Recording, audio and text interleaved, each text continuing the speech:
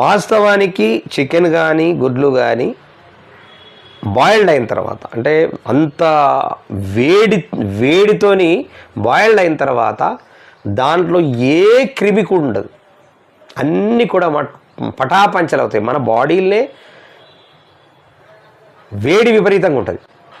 అక్కడ ఇంకా ఉడికిచ్చి ఆ వేడి తట్టుకొని ఇక వస్తున్నది ఏంటంటే ఇక ప్రతి దాంట్లో ఇప్పుడు అన్నంలో కూడా ఇక మరి అన్నం ఫ్లూ వస్తుంది, వరి ఫ్లూ, అన్నం ఫ్లూ,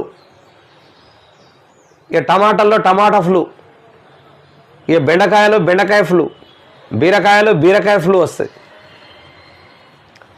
ఇక వస్తే ఏమీ తినకుండా మరి ఎట్లా బతుకుతారు చెప్పుర్రు. ఇక ఇది సైకలాజికల్గా ఫీలింగ్ అనేటటువంటిది నా అభిప్రాయం. మరి ఇంకొక దాన్ని కంటిన్యూటీ చేద్దాం.